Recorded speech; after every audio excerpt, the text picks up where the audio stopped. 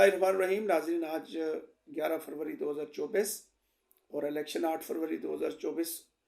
को हो जाने के बाद आज तक इलेक्शन के जो रिज़ल्ट्स हैं मुकम्मल नहीं हुए, जो अपने आप में एक सवालिया निशान है। लेकिन आज के व्लॉग में ये बात होगी कि आइंदा हुकूमत किस किस्म की बनने जा रही है, और इस व्लॉग में ये भी बात होगी कि पाकिस्तान तहरीक इंसाफ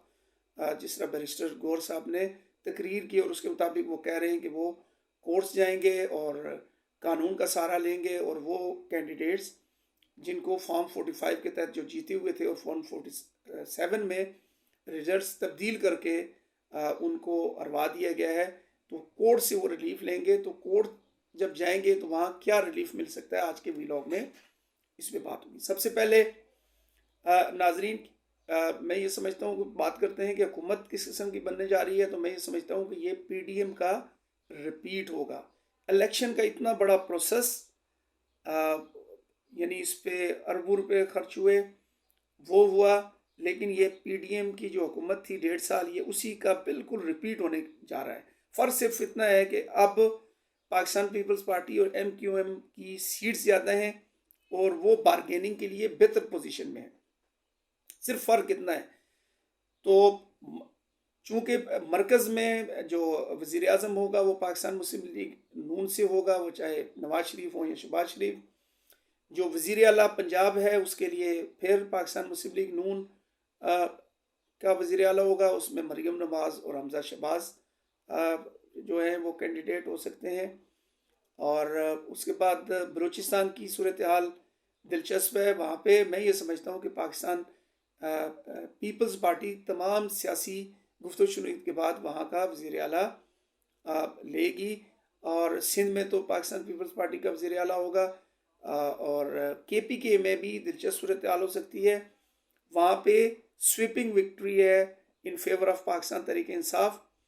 और हो सकता है ये कोशिश की जाए कि वहाँ आज़ाद लोगों को हुकूमत दी जाए, लेकिन कानून के मुताबिक आपने किसी न किसी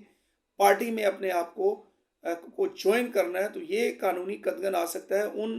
आज़ाद जीते हुए उम्मीदवारान के लिए। लेकिन वहाँ पर हो सकता है, क्योंकि मैंडेट का एहतराम करते हुए और कुछ ये दिखाने के लिए कि कुछ सियासी रवादारी भी है और मैंडेट को एक्सेप्ट किया जा रहा है, वहाँ हुकूमत दे दी जाए पाकिस्तान तहरीक इंसाफ के हमायत याफ्ता जो आज़ाद उम्मीदवारान हैं उनकी मर्ज़ी के मुताबिक। ठीक है, तो ये तो होगा ये। अब जो अहम वजारतें हैं उनमें वज़ीर ख़ारजा एक दफ़ा फिर बिलावल भुट्टो ज़रदारी, तमाम सियासी लेहदे के बाद जो मेरा सियासी तजिया है, क्योंकि ज़रदारी साहब जो चाह रहे थे और बिलावल भुट्टो भी कह रहे थे कि वो वज़ीर आज़म हो, मेरे ख्याल में अगर वो वज़ीर आज़म नहीं है तो वज़ीर ख़ारजा के लिए बहुत ही फेवरेट कैंडिडेट हैं, और वज़ीर ख़ारजा का पोर्टफोलियो रखने के बाद आइंदा एक दफ़ा फिर कोशिश की जाएगी आने वाले 3-4-5 सालों में, चूँकि जमहूरियत की उम्र तो 3-4 साल ही है, और वैसे तजवीज़ ये है कि असम्बली की मुद्दत भी 4 साल कर दी जाए। 5 साल का स्टेमिना नहीं है, स्टेमिना 3 साल है बर्दाश्त करने का, और 3 साल गुजरेंगे तो चौथे साल में चलें इंतज़ार कर लिया जाएगा। और अहम वजारतें बांटी जाएंगी पाकिस्तान मुस्लिम लीग नून और पाकिस्तान तहरीक इंसाफ, और इस दफ़ा स्टेक होल्डर होगा MQM मरकज़ में भी, और सिंध की सूबाई जो वजारतें हैं उनमें भी पाकिस्तान MQM जो है वो अब अहम पोजीशन हासिल कर चुकी है। अब नाजरीन, इस पे आपका इनपुट क्या है इस वीडियो में, अपने कमेंट्स के ज़रिए आप लाजमी आगाह करें। अब जो बैरिस्टर गौर साहब ने कहा था, जो दूसरी बात इस व्लॉग में, जो दूसरा पॉइंट वो ये है कि पाकिस्तान तहरीक इंसाफ अगर कोर्ट्स जाती है तो क्या रिलीफ मिल सकते हैं। मैं जहाँ तक मेरा एक्सपीरियंस है लीगल पॉइंट ऑफ व्यू से, मैं आपको इसका तजिया दूंगा, वो ये है कि जो पिटीशंस हाई कोर्ट में दायर की जाएंगी, रिट पिटीशंस, या सुप्रीम कोर्ट में कोई पिटीशन दायर की जाएगी, उस पर ये एतराज़ लगाकर वापस कर दी जाएंगी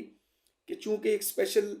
लॉ मौजूद है, रूल्स मौजूद है, इलेक्शन रूल्स 2017, उनमें रूल 139 के तहत आपको इलेक्शन ट्रिब्यूनल में ये पिटीशंस दायर करनी है, तो ये वापस कर दी जाएगी। इसमें सलमान अकरम राय साहब ने जो रिट पिटीशन दायर की थी, वो मेरे ख्याल में रूल 84 अभी रिज़ल्ट कंपाइल नहीं हुआ, और उसके दौरान अगर उन्होंने रिट दायर की تو وہ ہو سکتا ہے مینٹینیبل ہو جائے، یا وہ پٹیشنز جس میں ریکاؤنٹنگ کا کہا گیا ہو، اور رول 84 کا پروسیس ابھی مکمل نہ ہوا الیکشن رول 2017 کا، اور ریٹرننگ آفیسر نے رزلٹ اناؤنس نہ کیا ہو، تو اس سے پہلے کچھ پٹیشنز کی گئی ہوں تو وہ شاید مینٹینیبل ہو جائیں فار ریکاؤنٹنگ یا ادروائز، لیکن اس کے بعد جتنی بھی کی جائیں گی تو وہ معاملہ جائے گا الیکشن ٹریبونلز میں۔ اب الیکشن ٹریبونل میں جو فیصلہ بتایا گیا کہ کتنا دنوں میں کیا جائے، وہاں شل کا لفظ استعمال کیا گیا ہے، اور جہاں قانون میں شل کا لفظ ہو تو یہ بائنڈنگ ہوتا ہے کورٹس کے، اس مدت کے اندر وہ کسی بھی پٹیشن کا، دعوے کا، اپیل کا، ریویژن کا فیصلہ کرے۔ لیکن ہم دیکھتے ہیں آئے دن کورٹس میں کہ اکثر جگہ شل کا لفظ استعمال ہوتا ہے، اور کہیں بھی امپلیمنٹیشن ان پریکٹس وہاں پہ نظر نہیں آتا کہ فیصلے اس مدت میں ہو، چاہے فیملی کورٹس ہو، ریٹ پٹیشنز ہو، اور معاملات ہو، شل کا لفظ کہیں بھی امپلیمنٹ ہوتا ہوا نظر نہیں آتا۔ لہٰذا پٹیشنز دائر ہوں گی، یہ اپنے آپ میں ایک کٹھن مرحلہ ہے، چونکہ فارم 45 تمام پولنگ اسٹیشنز کے جمع کر کے ان پٹیشنز کا حصہ بنایا جانا ضروری ہے، اور پھر فارم 47 کو آپ چیلنج کریں گے کہ یہ فارم 45 کے تحت ان کو جمع کریں، تو ریزلٹ کمپائل کر کے یہ آتا ہے، اور فارم 47 میں چینج کر کے یہ بتا دیا گیا ہے، تو it is a matter of evidence. اور اس میں آپ جو جیتا ہوا امیدوار ہے اس کو پارٹی بنائیں گے، ظاہری بات ہے، اور اس کا جب جواب آئے گا، اور جہاں بھی سوال و جواب کا کوئی سلسلہ ہو وہاں معاملہ لمبا جاتا ہے، آپ سمجھیں کہ یہ معاملہ لمبا جائے گا۔ اور جو خواتین کی ریزرو سیٹس ہیں وہاں بھی پاکستان تحریک انصاف چونکہ پارٹی رہی نہیں تو وہاں بھی ان کی سیٹس کم ہوں گی، تو لہٰذا جو مستقبل قریب میں آنے والے دنوں میں جو حکومت ہے وہ اس طرح بنتی ہوئی نظر آتی ہے۔ آپ کا اس پہ کیا تجزیہ ہے؟ چونکہ پاکستانی تحریک انصاف کو مختلف طریقوں سے کوشش کی جائے گی کہ ان کی جو اٹینشن ہے وہ ڈائیورٹ کی جائے دائیں بائیں، اور پاکستان مسلم لیگ نون، پاکستان پیپلز پارٹی، MQM، مولانا فضل الرحمان صاحب یہ لگے ہیں اپنی حکومت بنانے اور وزارتیں وغیرہ تقسیم کرنے میں، اور یہ اس میں کچھ دنوں میں آپ کو نظر آئے گا۔ آپ کا اس پہ کیا تجزیہ ہے؟ اپنا انپٹ لازمی دیں اپنے کمنٹس کے ذریعے، اور اگر یہ ویڈیو پسند آئی ہے تو اسے لائک اور شیئر کریں تاکہ باقی لوگوں کی انفارمیشن کے لیے، اور چینل ڈیٹس کو سبسکرائب کریں، اس دعا کے ساتھ کہ اللہ تعالیٰ آپ کو جانی اور مالی محتاجی سے بچائے۔ اجازت چاہتا ہوں، اللہ حافظ۔